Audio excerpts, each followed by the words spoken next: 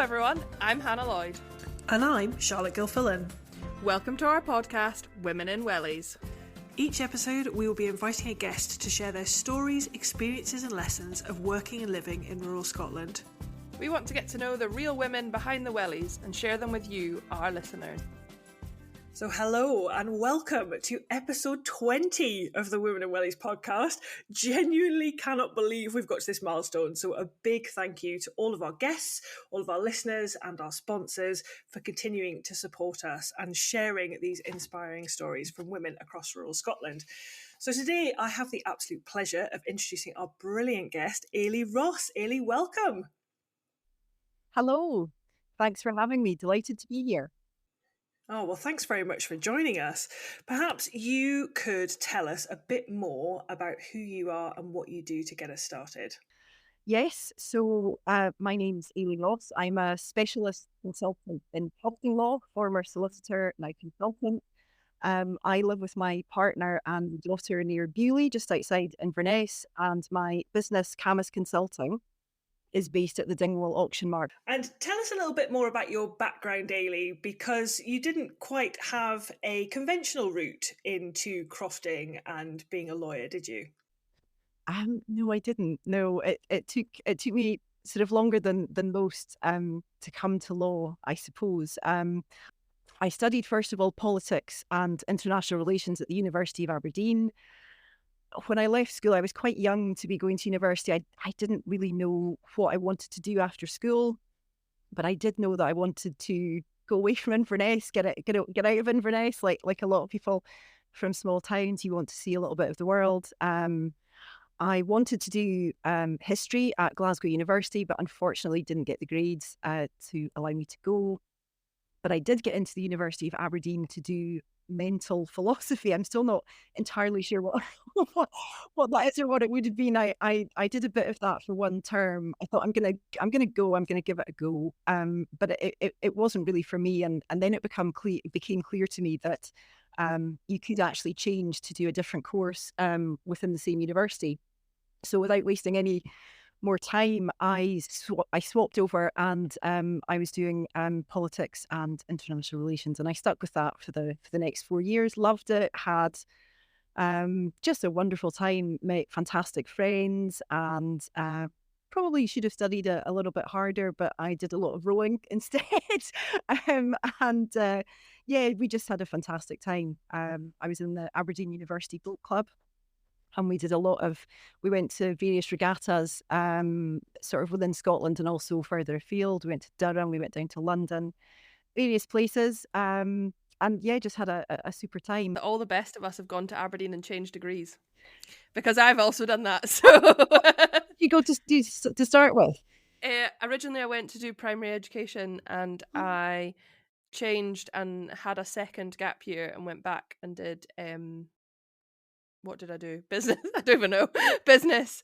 I went back to do business, and I ended up graduating with business and real estate. Aha. Because what was the course at Aberdeen called? Was it land economy? Yeah, that's the kind of land agent course. Yeah. But for me, I didn't really know, and I think probably now this has struck me more than ever, but I didn't really know about the opportunities of jobs in rural, careers in the rural sector. Having grown up in Edinburgh, I kind of, you're focused on the city jobs, the city opportunities. I feel like now I might have made an all right land agent, but I'm not going back to do it now, that's for sure. No comment.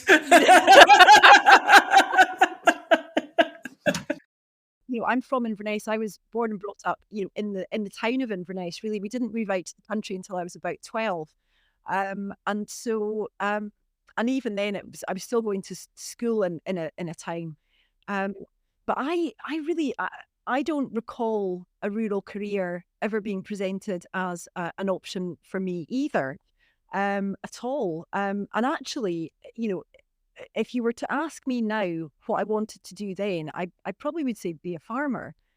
But I don't recall ever thinking that was even possible enough for me to say it out loud. And I'm not quite sure why that is.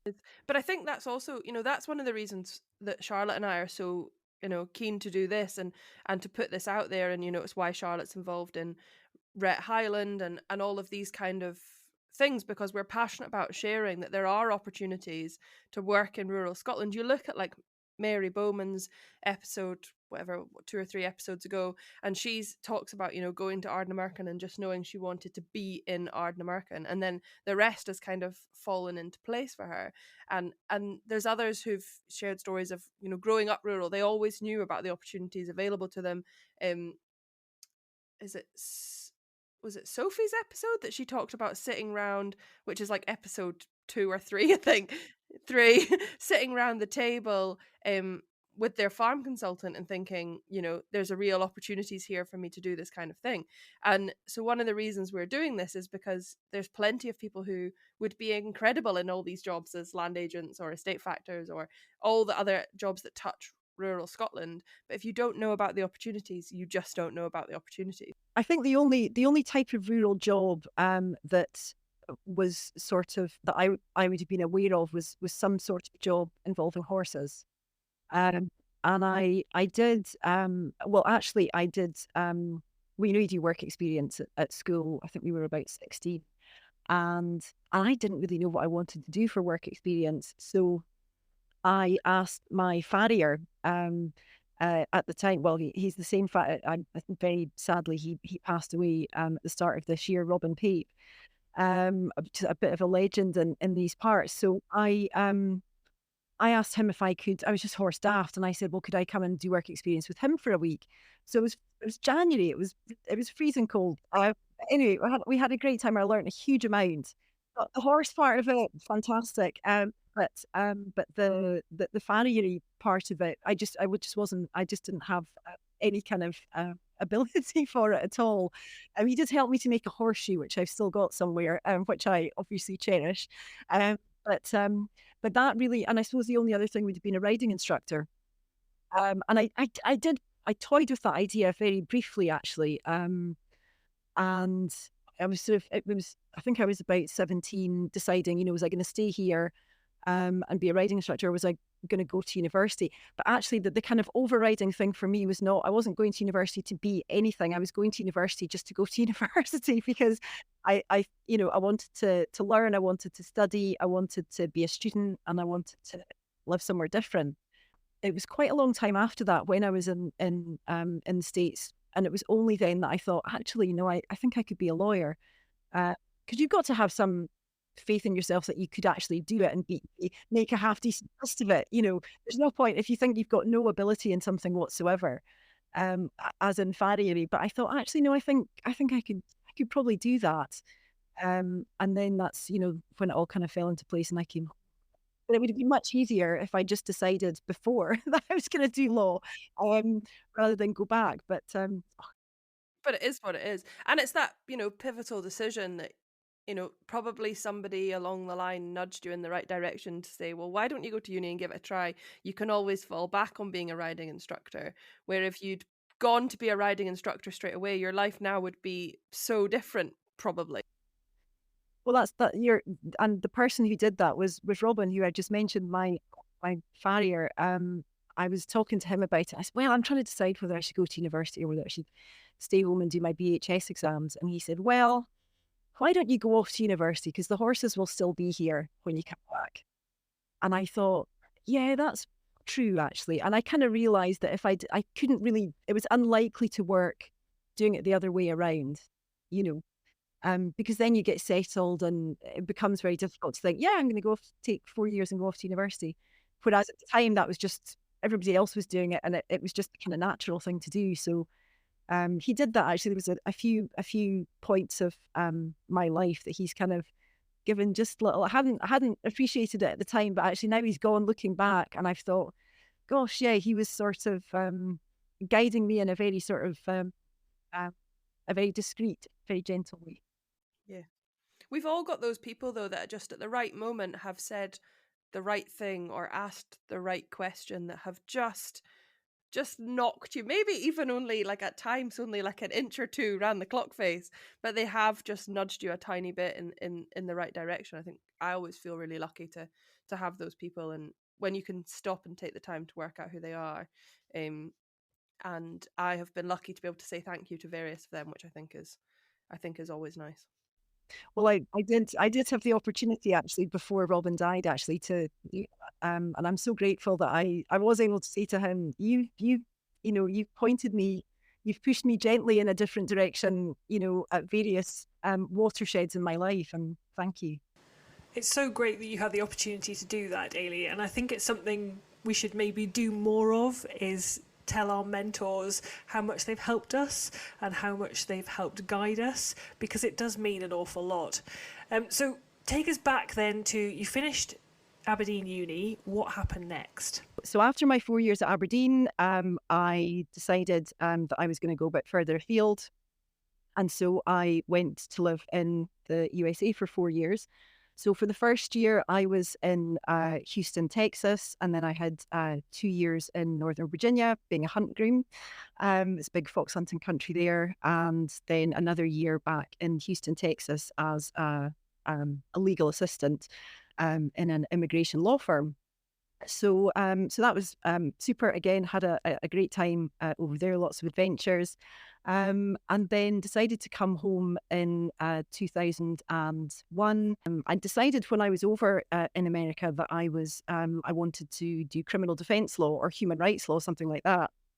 And actually, I got in to do law at a university in Washington, D.C., but for various reasons, I decided not to take up that place. And instead, I came back to Scotland, to Edinburgh, first of all, really because that's where all my Aberdeen uni friends had moved to. So when I came back to Edinburgh, I had really just a stroke of enormous good fortune to stumble across probably one of the best jobs I've ever had, actually. It was I can still remember, it was a tiny advert in a newspaper, of all things. That's how long ago. That's how long ago it was, in an actual newspaper. And I'd had an interview in a law firm, a sort of small Edinburgh practice, and I was going to go and be a sort of intern there and sort of do that for a year whilst I waited to start university the following year. But then I saw this little advert and it said tour guides needed, and I thought, oh gosh, that sounds a bit interesting. So I phoned up and went to meet this company called Mac Backpackers. And Mac Backpackers, or Mackie Bees as we called it, they did tours of Scotland before many people were doing tours of Scotland. Now there's tour buses everywhere, but at the time it wasn't quite as popular. And they were just really lucky to have the most brilliant, independently minded, generous, hilarious people working for them. And they agreed to give me a job. And I thought, wow, this is amazing. So they weren't, I would say that they were storytellers and historians more than they were tour guides, in fact, although we had to drive buses as well. So I felt like I'd really just found my people, really, and had a fantastic time working for Mackie Bees. And actually, I did that for the year before I was starting at the University of Strathclyde doing law, and actually just continued doing that throughout my degree. I did an accelerated law degree at Strathclyde. So as well as giving me a bus licence, which was great fun, and some income during my time at uni, I also developed a real interest in Scottish history, because that's what that company, that's what Mackie Bees were all about. All the tour guides were encouraged to sort of, obviously you can't take people around Scotland and not mention the Jacobites. That's not going to happen, and nobody would want to do that. But we were very much encouraged to sort of, explore our own particular interests. And some people were interested in the Wars of Independence. Some people were very into the Jacobites and Bonnie Prince Charlie. Other people into different things. And I was particularly interested in sort of social and economic history. I suppose sort of around the mid to late 1800s. And at some point, while I was working as a driver guide, studying law, the penny sort of dropped that I was telling people about clans and the end of the clan system and social and economic changes and famine and Highland clearances. And actually that had led directly to the system of crofting, the crofting legal system. And I had known about the crofting system because my great aunt and uncle on my dad's side of the family had been crofters in Eilidh Ross. And although I'd known a little bit about the crofting system, really just that it was regulated in a way that non-croft land was not, and that there were particular laws around it, I suppose learning about the history of the Highlands and Islands gave me the realisation that this was actually historically significant. So I completed my law degree, and the summer before I was to do my diploma in legal practice, I was asked to work for the Crofters Commission in Inverness as, well, I suppose I had a law degree, but I wasn't quite legally qualified at that point. And their solicitor, the Crofters Commission is the government regulator for the crofting system.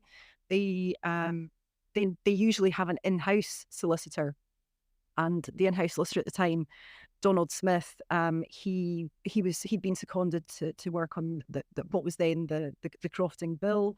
At the time, that was several crofting bills ago. And so the commission needed somebody to take legal queries from the commission staff and translate them and put them into sort of more legal form to a panel of private practice solicitors who they'd kind of retained in order to give them cover for legal advice. So I was the sort of go-between, which obviously gave me a huge amount of experience, both working within the Crofters Commission, knowing how that worked, meeting the staff there, but also one of the solicitors who was giving a lot of the advice was Derek Flynn, who at the time was a partner with MacLeod and McCallum, one of the law firms in Inverness, and at the time probably the foremost specialist crofting solicitor. I mean, you can probably guess what happened next. I was looking for a traineeship. I said to Derek, I don't suppose I could apply to your firm for a traineeship. He said, absolutely, apply. So I did, got the traineeship. And for the next 2 years, really, which took us up until Derek's retirement, I did my training contract at MacLeod and McCallum. And Derek, I mean, I can't sort of overstate how much of an influence he was to me at that time. I learned just a huge amount, not just about crofting law, but also about being a solicitor. One of the other partners at the time at MacLeod and McCallum, now the late Gerald Cooper, I did some of my training with him. They were quite keen not to have it exclusively in crofting law, which was very sensible. So I did some of my training with Gerald Cooper, who sadly died in 2008, and then some of my training with Derek Flynn. And actually also at the time, it was a really formative time for me. When Derek Flynn retired in 2008, I inherited probably most of his caseload, really. And so I was feeling a bit sort of swamped by it, in danger of being overwhelmed, but also quite excited about the challenge of the whole thing. But for some of his land court cases, the trickier land court cases, he'd got counsel involved. He had advocates involved. I suppose, whether or not he would have involved them if he didn't know he was going to retire. I'm not sure. I must ask him. But in any event, and one of those advocates was Ian McLean, who was an advocate at the time, and I did a lot of work with him then. And he actually later became the deputy chair of the Scottish Land Court. He's recently retired, actually, but he was the deputy chair of the Land Court. So, yeah, just a lot of really formative people, a really formative time for me. And I stayed there very happily until 2011.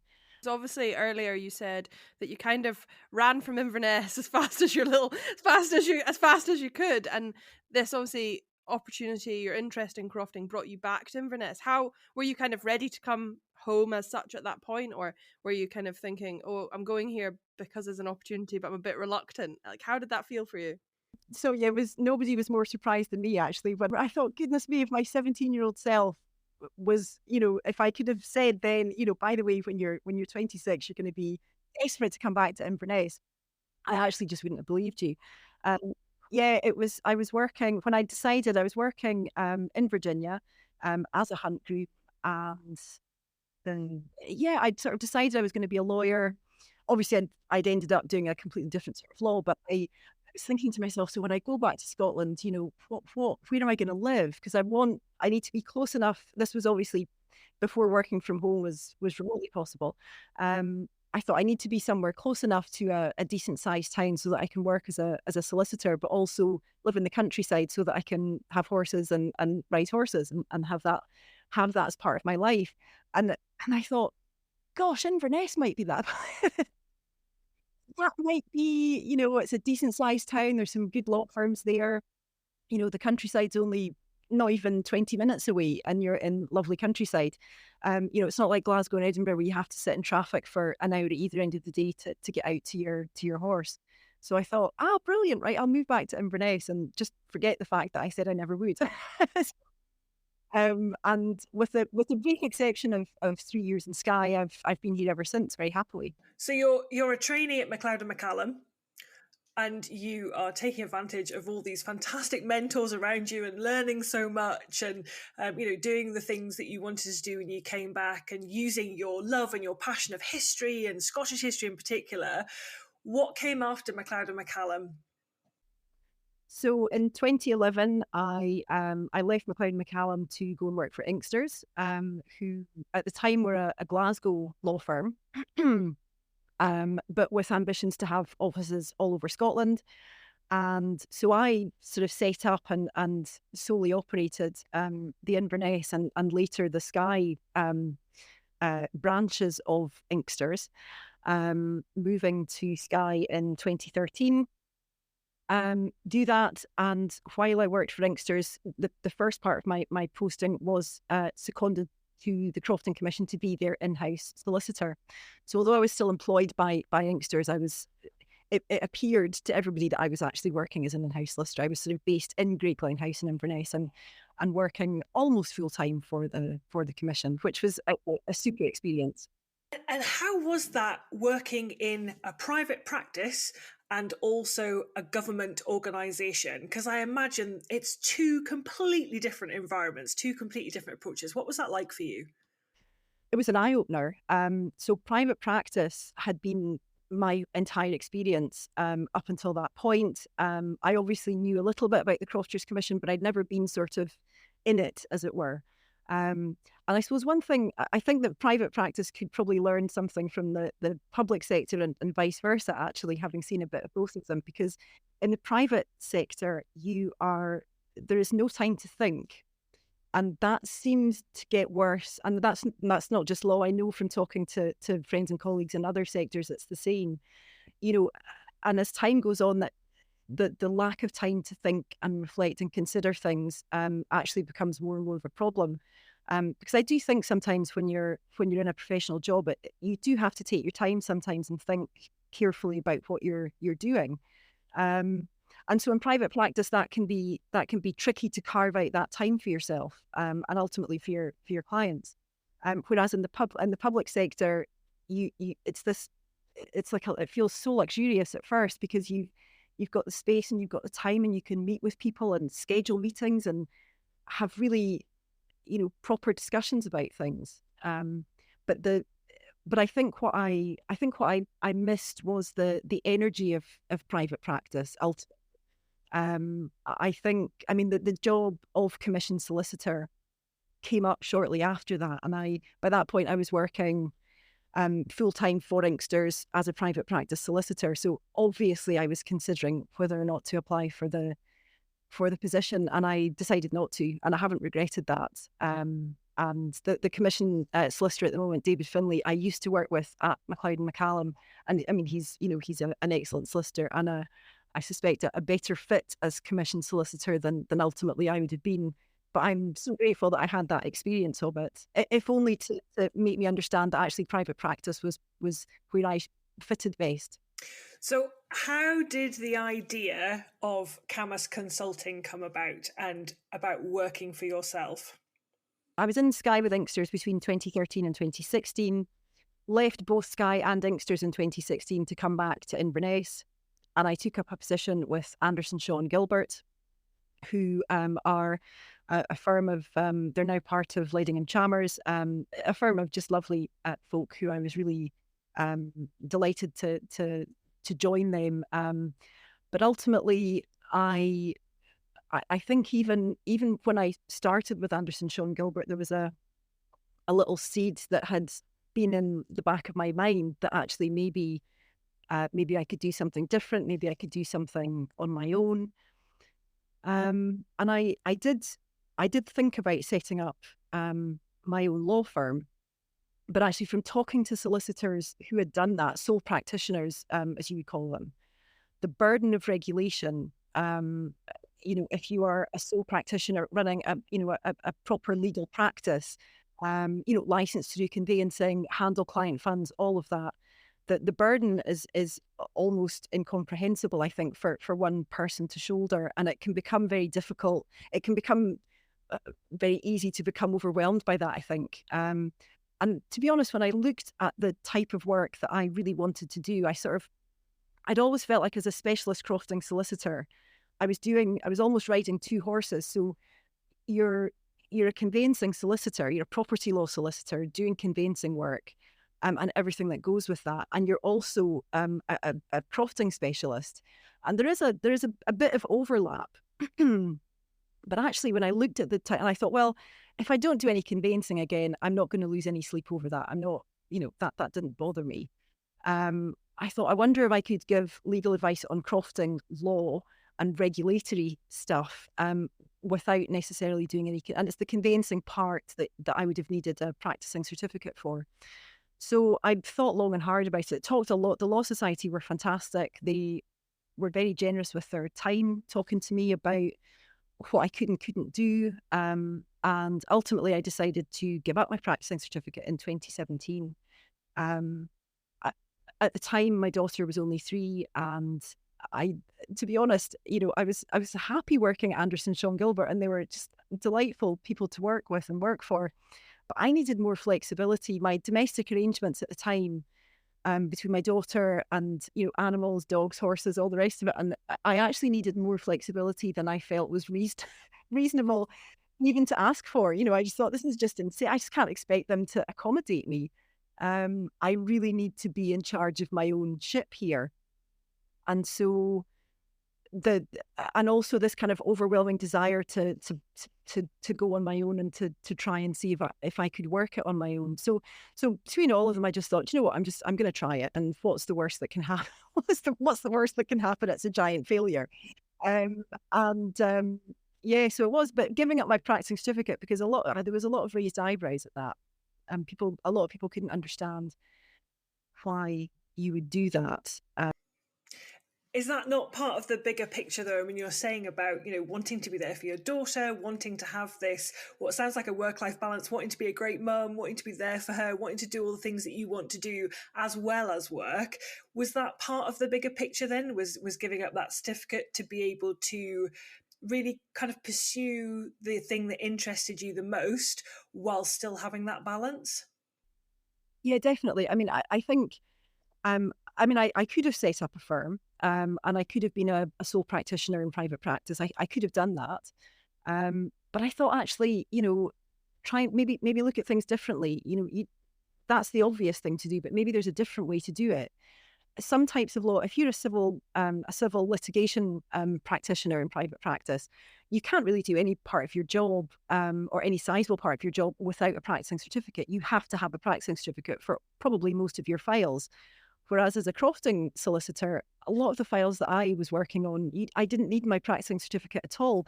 And sometimes I only needed it for certain elements of it, and the rest of the transaction, I didn't need the certificate. I had it, but I wouldn't have necessarily missed it. Was setting up on your own and doing what you're doing the absolute right decision for you? Have you got any regrets about it? No regrets at all. No, it's been great. But I've been, fortunate in that I've had a lot of support from colleagues, professional colleagues, from family, from friends. So yeah, and it has been hard work at times. Well, a lot of the time, really, but it's some more so than others. But no, it's definitely been the right thing for me. I remember one particular winter, and I was working at Anderson Sean Gilbert, in Inverness, and living out near Beauly. And I was leaving the house at the crack of dawn. It was dark, dropping my daughter off at nursery. getting into the office in the dark, leaving the office in the dark, getting back to pick up my daughter, as they close, I was like the last parent to pick up my child. They were like, closing the doors of the nursery, handing my child who was half asleep. I thought, oh my goodness, I would put my daughter in the car. And then I had to go and do our horses, and the horses were stabled where the house that we were going to be moving into was being renovated, so the electricity was off. So I was doing the horses in the pitch black, with like headlights and head torches. And my daughter, was like falling asleep. She was too small to be out in the dark with the horses with me. So she was still in the car, and with the headlights trained on me.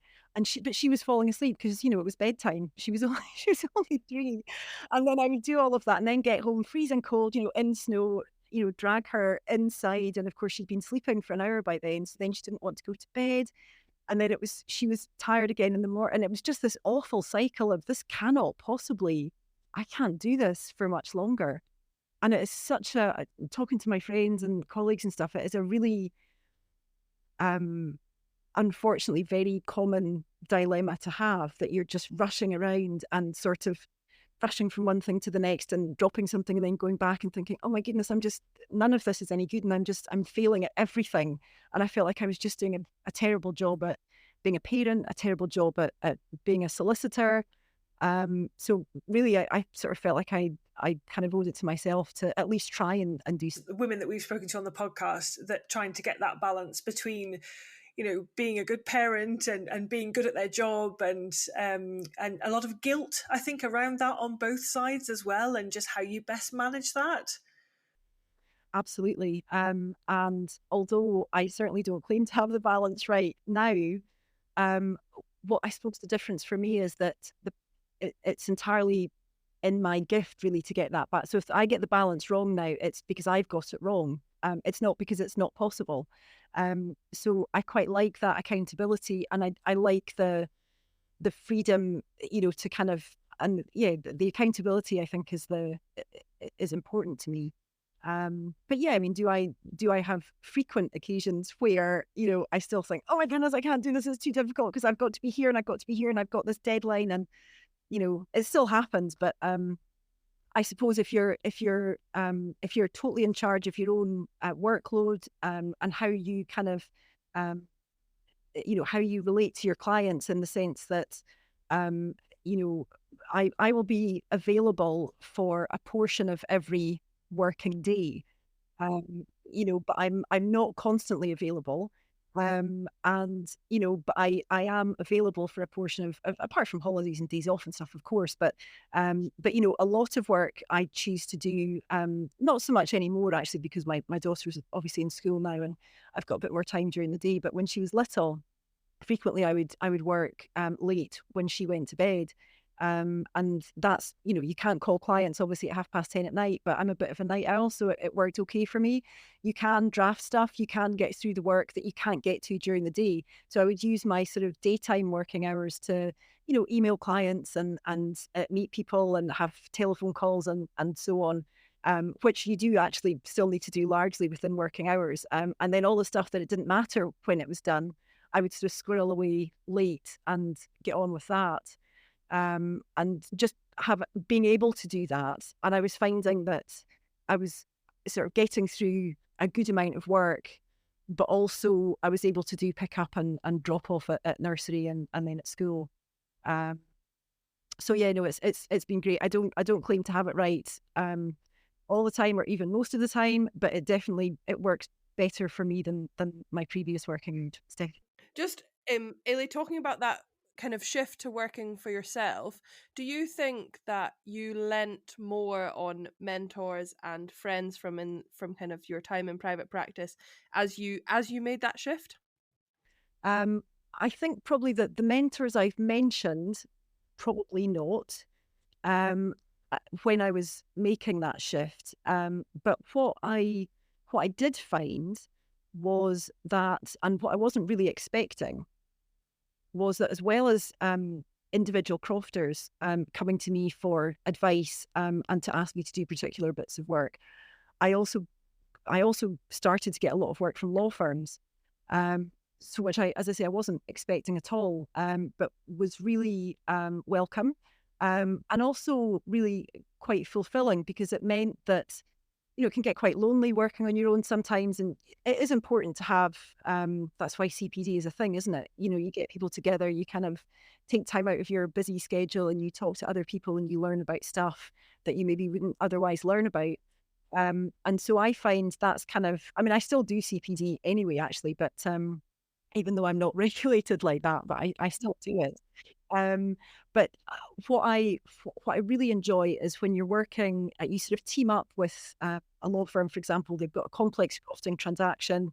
They've got a good client that they have acted for a long time. The client, is reluctant to go elsewhere. The firm are reluctant to refer the client elsewhere because they might never see them again. But if they get me on board, I'm a different. I'm still swimming in the legal pond, if you like, but I'm a different fish. I'm no competition to them. I'm not going to take their executive work. I'm not going to take their estate agency work. I'm not going to take their conveyancing work.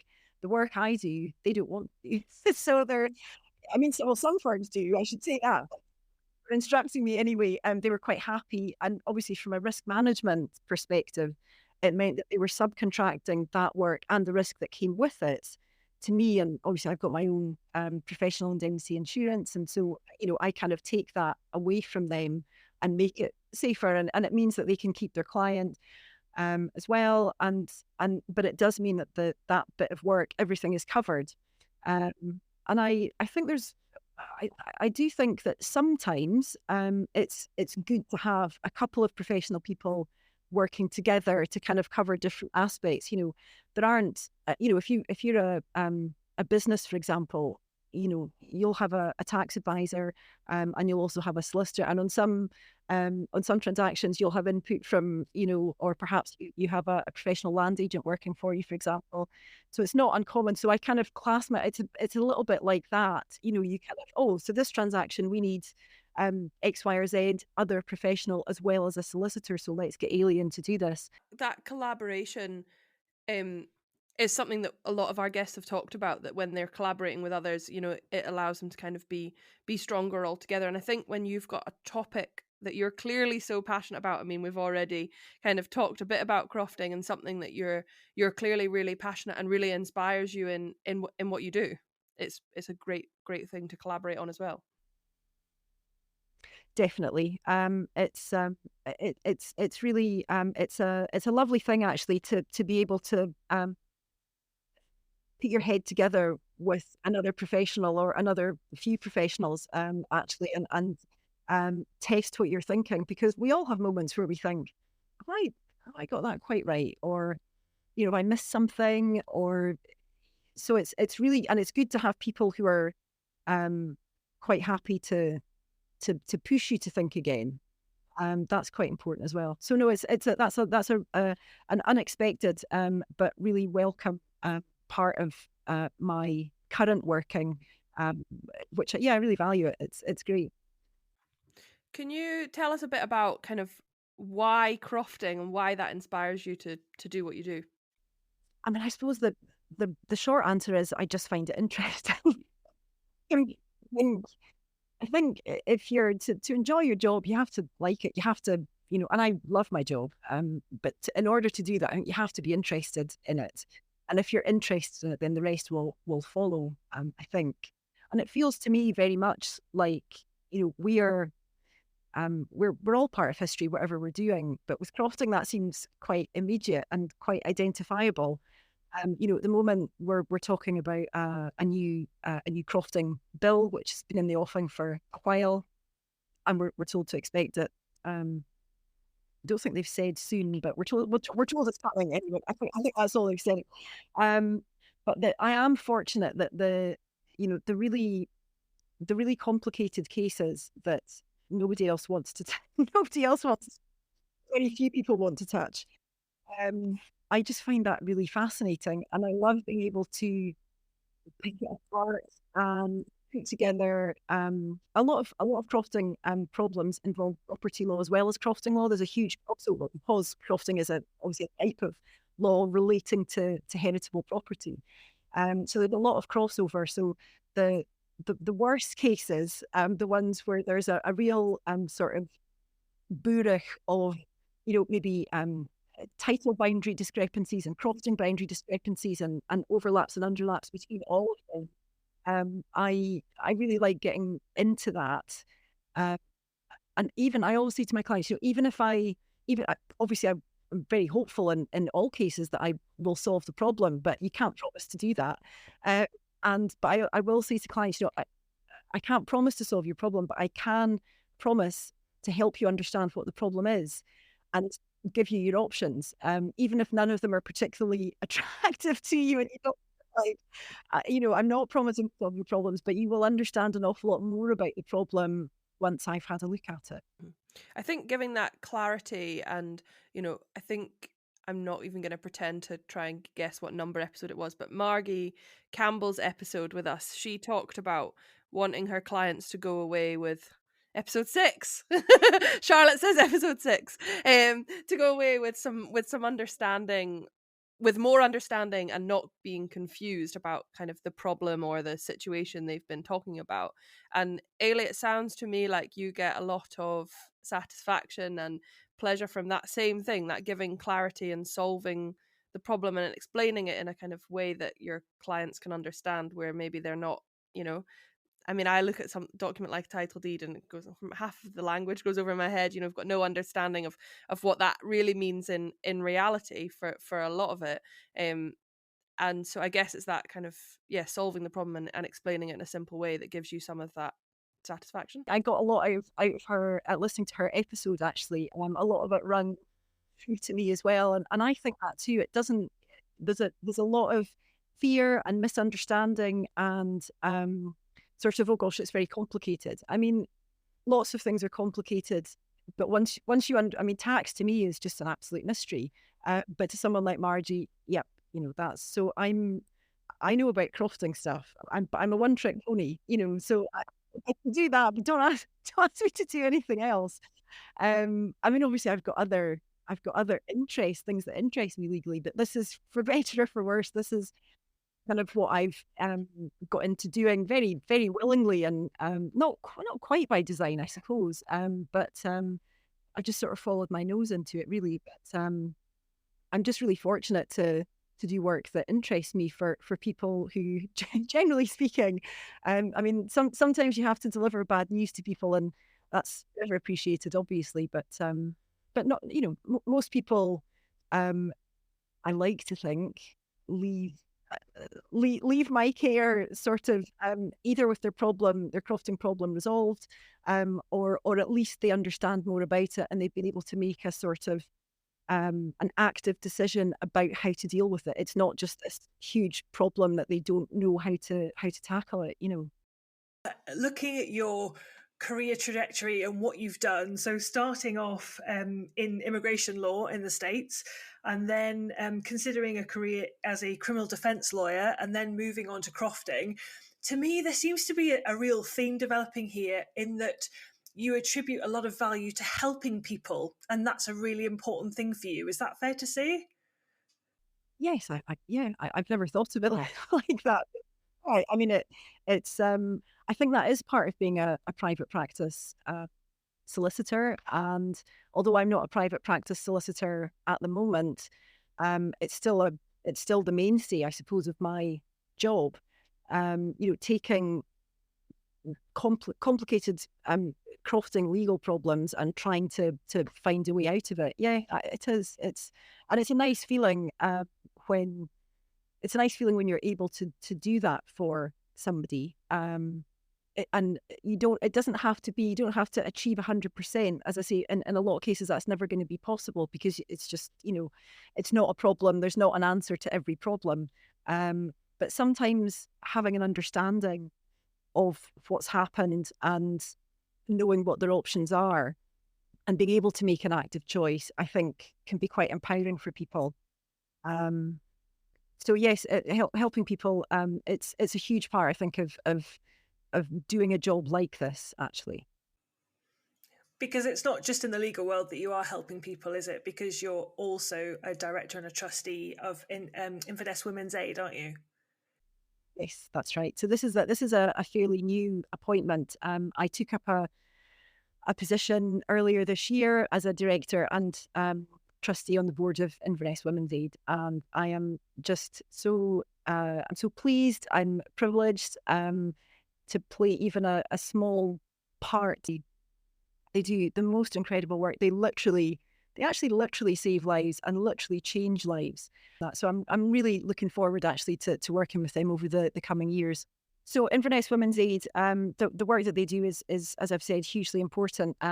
They are in fact at the moment recruiting for a few positions. And if you wanted to have a look at their website, there's some more information on those positions there. But yeah, I'm delighted to be part of the work that they're doing. It's an absolutely phenomenal charity and amazing organisation. So well done, Eilidh. Really, really important. I think that leads us on to the big question that we ask all of our guests, Eilidh, on every episode. And that is, what is the advice that you would give to the next generation of rural women in Scotland? I think first of all, just find something that you're interested in, and don't worry too much about what other people think. Don't worry if it seems a bit nerdy and not very fashionable. If it interests you, just go for it, and then once you find it, just work really hard, and dedicate yourself to it. I suppose make it work for you. The other thing I would say is, and this was a sort of this was a very disappointing realization actually when it came to me. It was quite a long time. I mean, obviously I'm self-employed now, so it's a bit different. But the gender pay gap, I believe it's still a problem. As I say, I'm not employed anymore, so I've got no sort of extremely up to date personal experience of it. But certainly from talking to friends, talking to colleagues, I do believe it's still a problem. So if you believe it's a problem that is affecting you, find a way, take advice from mentors or other friends, and try and find a way to, because when you do challenge it, sometimes you'll be surprised that actually you can make some progress with it. If you identify that that this is going on, in my experience, that can have quite an immediate effect. My generation, our generation, Hannah, obviously you're slightly younger, but I never know which generation I fit into these days. I think I'm a millennial, but I'm still not quite sure. But our generation was never taught to talk about money. It was almost like a taboo subject, and I think particularly for women, when it comes to talking about salary, to talk about what you're worth, to talk about value, again, it's not something that we were particularly encouraged to do. And I think men find it a lot easier to talk about money. We're not going to get into the psychology of this, but I think there's definitely, as I say, from a generational perspective, we don't talk about money enough. And I think if we talked about it more, you would see very quickly where those gender pay gaps are, because you'd be sharing that information. I think that's right. I mean, in the public sector, the salaries are quite transparent. You know which grade you're on, and all the rest of it. That's fine. So I think it's a lot more rife in the private sector. I think you're right about that, Charlotte. But I also think that men are not. It's not. It's more common for women to be in the position of being paid less, and therefore in the position of having to raise it. In most cases, men would only have to raise it if they were being paid less than a woman doing the same job. And that arises very, very rarely. I have been in the situation where I've been doing the same job as a man and been paid less than they are. And I I remember I was just really disappointed as much as anything, because I thought I was valued. So I was quite taken aback. And I was just so cross about it that I just had to say something. And I just said, well, anyway, I challenged it. And it was effective. There was a change. So, but it didn't come naturally. Like I said, I was just really cross about it. And almost without thinking about it too much, I thought, no, I just can't let this go. I'm going to have to say something about it. I think one of my favorite things around the gender pay gap is there's a account on Twitter or X as it's now called, that on International Women's Day, any business that posts celebrating International Women's Day, it posts their gender pay gap. And because companies over a certain size have to publish that information, and so it's a really interesting account to follow around International Women's Day and to see, because there's a lot of these accounts who are saying, oh, our women are great, our women are this, our women are that, but their gender pay gaps are, big percentages that don't quite tie in with that messaging of how much they value their women. So it's one I would encourage people to look out for. I suppose the other thing I feel quite strongly about, which I historically have not been very good at, but I'm getting better at the older I become, because it becomes more important, I suppose, is just to look after yourself. Look after yourself physically, look after yourself emotionally, spiritually, whatever that looks like to you. Don't just sit at your desk for 12 hours. Actually, for most people, I mean, we all have times when we do it. I do as well. Sometimes you just got to get through the work, and that's fine. But actually, as a default, it's probably not great. So try and find some whatever. As we were talking about yoga before the podcast. I do yoga. I walk my dogs. I ride my horse. Other people will play the piano or do circuit training or whatever it might be. You just find something and sort of try as much as you can to dedicate some of your day, most days, as much as you can. Obviously, like I said, there's always going to be times where you just think, all of that goes out. Just close the door. I'm at my desk. Just bring me tea and biscuits, and that's it. I can't do anything else. Because what you tend to find is that actually when it becomes a regular thing, it actually means that your time at the desk is more, well, for me anyway, it's more focused. And you're able to sort of get right into something without, sort of going about looking at stuff and looking out the window and imagining other things. And, so although your hours at the desk may be fewer, hopefully the idea is that they're more focused and more productive. And my last one is just, make time for friends and family. And because it's so easy to sort of get out of the habit of meeting up with people and visiting and organising, and get something in the diary, stick to it, go out for dinner and catch up with people.